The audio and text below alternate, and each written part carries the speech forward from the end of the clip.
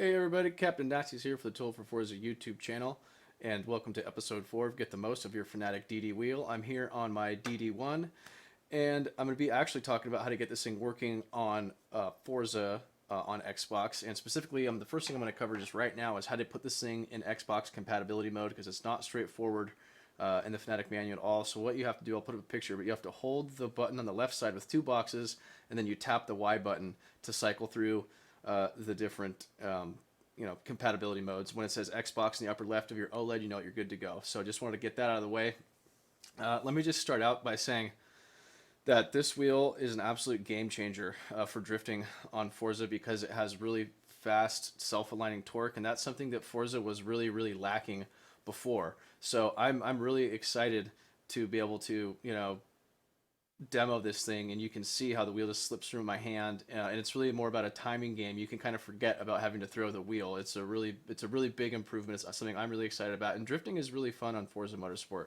I have a drift car in real life. I have an SC300, and I've been driving it for about 7 years, typically at Sonoma Raceway on Wednesday nights. And when I first got into that drifting, I was actually in a different car, but I picked it up pretty quickly because I already had the timing from when to kick the clutch down, and that's a major thing in drifting, as well as the handbrake action too.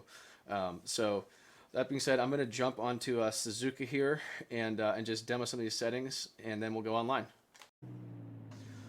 Alright, let's get to it and get to some driving here. And what you'll see is I don't have to throw the wheel anymore. It wants to self-steer on its own, which is huge. You will see me making a lot of corrections. That's for two reasons. One, I'm not like the best Forza drifter that you've ever seen. And two, this car has a little too much grip.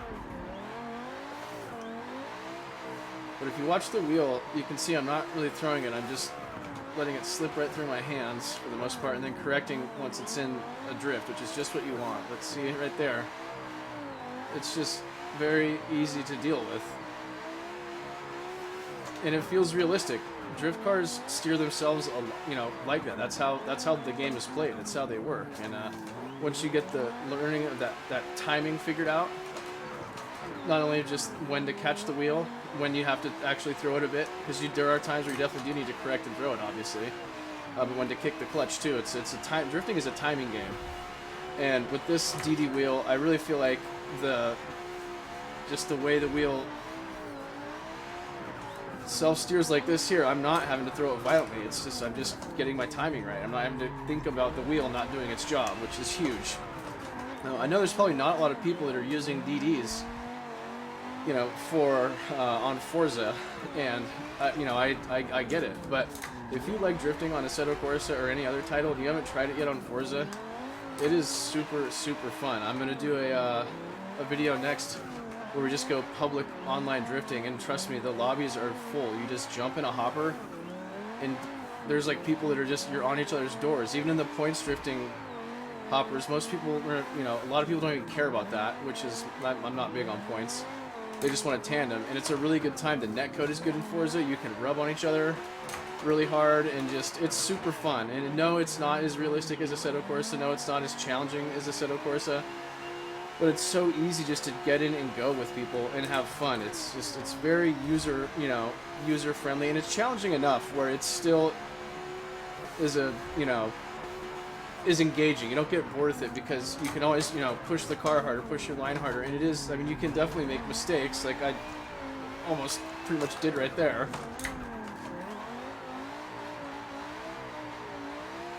But yeah, so I'm gonna, after this lap, we'll go in and jump into the settings.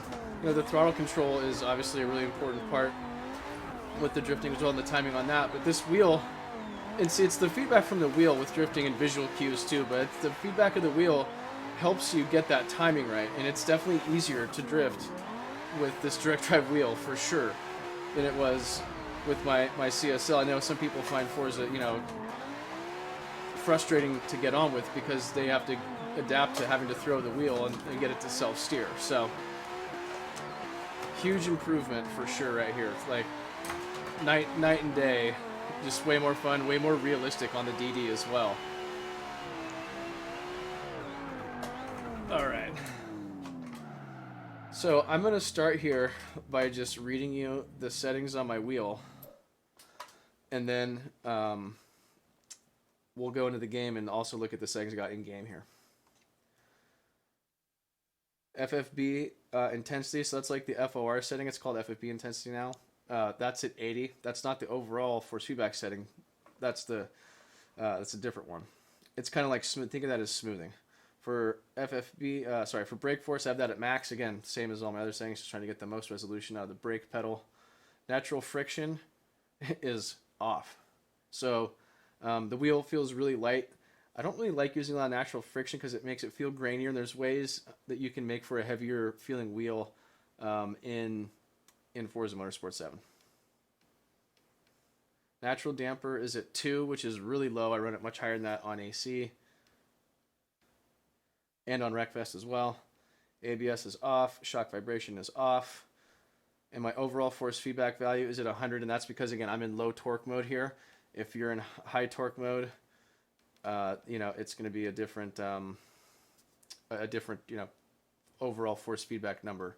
But that's the only thing you should have to change, right? You should all scale. So, lastly, for degrees of rotation, it's set to 900 in game, and I set it to 900 on the wheel here because I've had some experience with the auto setting not working when it should. So it's on 900 here. I know it's all 900. We're all good here. So that's the on wheel settings. Let's jump into the game settings here.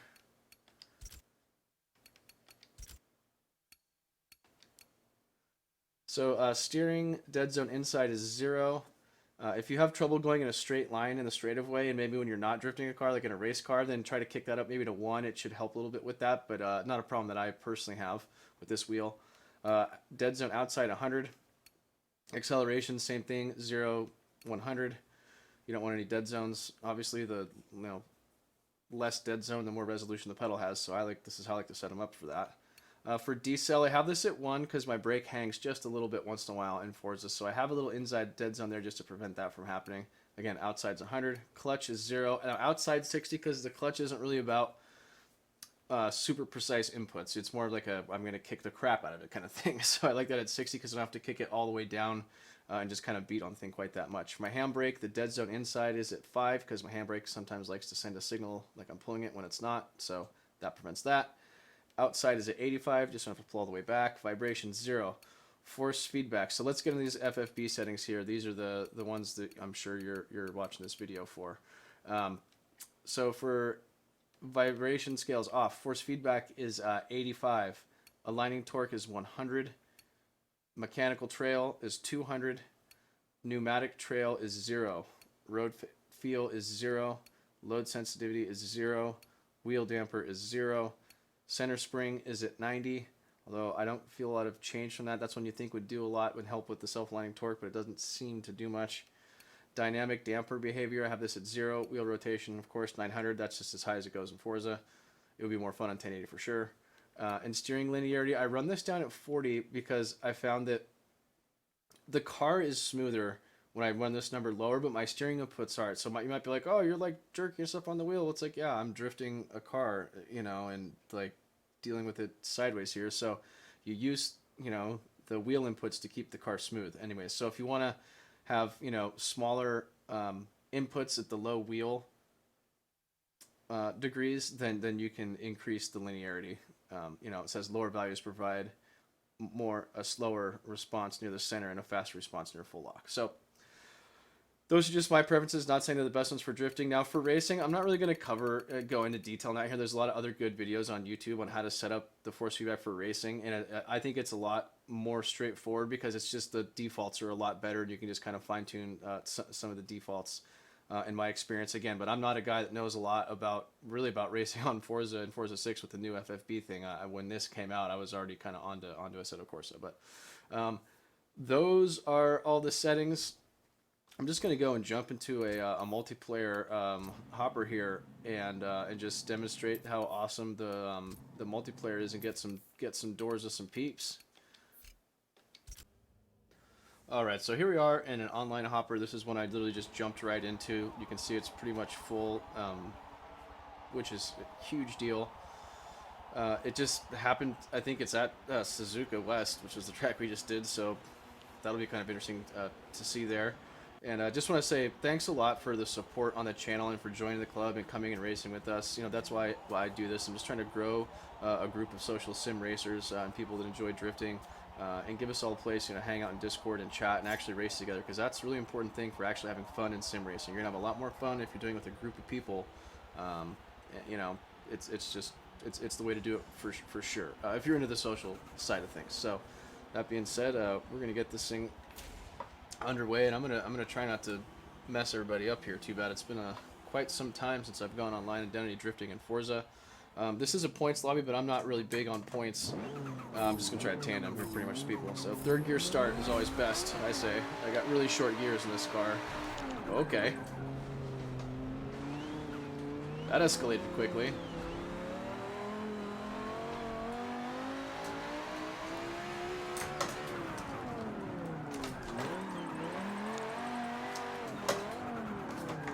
Ugly line there, but I want to get by that guy.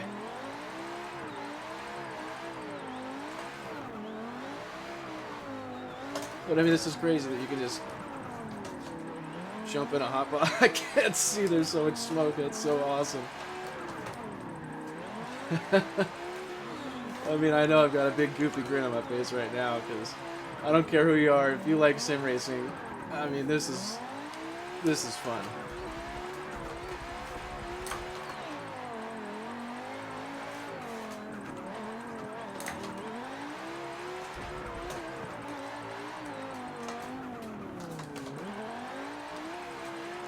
Too cautious right there, but up to fourth gear. I like to run the higher gears when I'm drifting.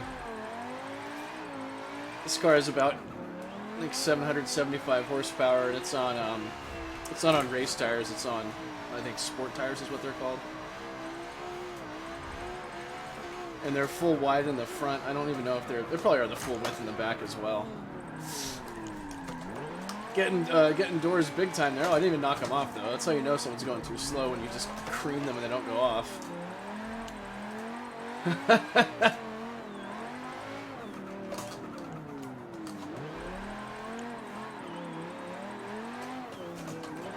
guys about the hoonigan life? That's, you know, I should be going a little faster. It's probably get in some trouble with the hoonigan guys. Oh, man. Yeah, for me, this is really where drifting's all about. Just about getting online and having a fun bash with people. You know, I'm not into, like, comps or anything like that. I think that's kind of silly. Keep drifting fun is what it's all about. And that's what's so cool about my local drift scene, too, is it's just a bunch of dudes that like to shred. And most of us aren't competitive at all. We're just, you know, out there trying to have fun with each other. And you can get that same vibe going for sure here.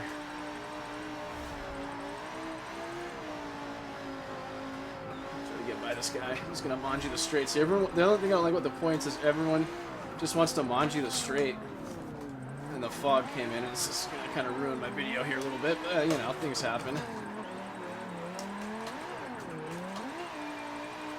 Little clutch kick there. We're still in fourth here. Gonna knock it down to third for this section. Yeah, and the cool thing about Forza is, like I said, it can teach you about the timing of the handbrake and the clutch, and it also teaches you to push in the clutch when you're on the handbrake. So it's a really valuable training tool, and just for getting over like the initial hurdles of learning how to drift, doing it on any sim, I think, you know, whether that be Assetto Corsa or, you know, honestly even this is a great tool to get yourself started, to like get ready to go out there and, you know, get into it in real life, and it's not that expensive. When I go drifting for an evening, it costs me about $100, and that includes, you know, fuel and 4, you know, used tires that I get mounted ahead of time on wheels that I swap out throughout the night. So as far as motorsports go, that's really cheap. You know, I typically get in, depending on, you know, how many people show up, but on the Summer Jam course, like, you know, you can get in like 35 runs easily. And that's before, you know, you go over to the paddock where there's kind of a crowd of people and stuff, and you can easily get another 15 to 25 runs on over there as well. So you get a lot of seat time for your money. And boy, I'm off topic on this video in a major way, but I'm getting the feels right now, though. I'm getting the shreddy drift feels, and it's so fun and it's so easy. You just go on Xbox Live and like hop right in. I don't know, I just... Really fun. I'd love to see more people doing Forza drifting in our club. There's a good group up there. Trying to get caught up. A little less drifting and try to get a little more hooked. Oh, he ghosted.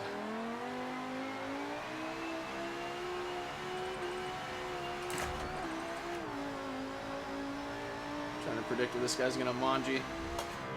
He goes right in front of me. God, I hate this manjing the straight business.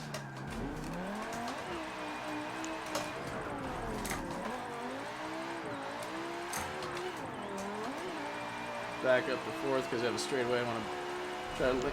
Thank you. This is, I think, the guy that whacked me right off the gate here.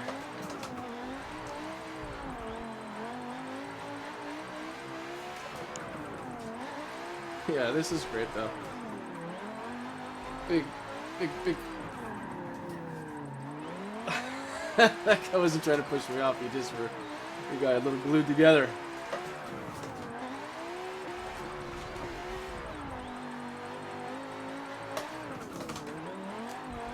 Well, thanks again for watching, guys. Again, I appreciate the support. I'm just trying to make some stuff. I haven't seen any videos on YouTube on Forza on the direct drive wheel. That's kind of one of the reasons I made this. So, you know, really appreciate the support. I hope you guys like what I'm doing. Give me some feedback on this stuff, you know, down below. What you want to see, you know, what you're interested in, and what you can't find on YouTube. And essentially, I'm down to do it. Like, I'm not trying to be one of these big time YouTubers that covers all the same, you know, the new releases and all the stuff that everyone else does, because they do a good job of that. That's not a gap that needs to be filled. I'm all about trying to fill gaps here, and like I said, grow our community. So I'm probably just gonna more or less shut up. I don't know what else to talk about right now. We'll finish up this this session here, then close out the video. But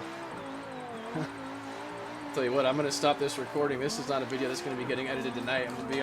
I'm gonna be on here drifting for probably till I gotta go to sleep tonight, because this really is fun.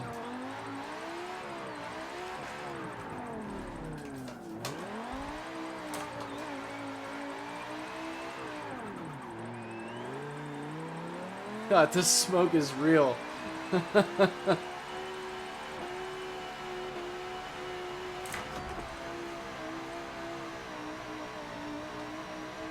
See how hard we can just chuck it in here.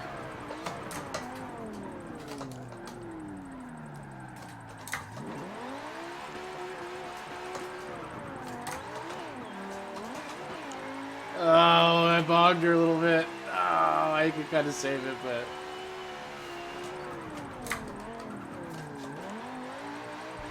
Oh, I should also mention that I do have the drift cam on.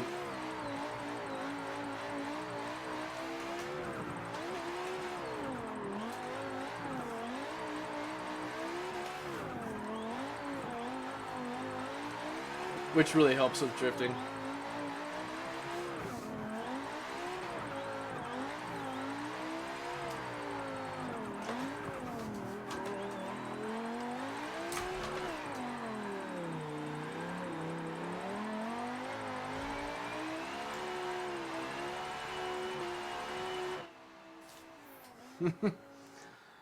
Oh, that was cool. Alright guys, thanks for watching. I will catch you next time. Join us on Discord. Come and find us for AC. Come and find us if you're into Forza. Let's hang out and have some beers and live the shred life. Tacos.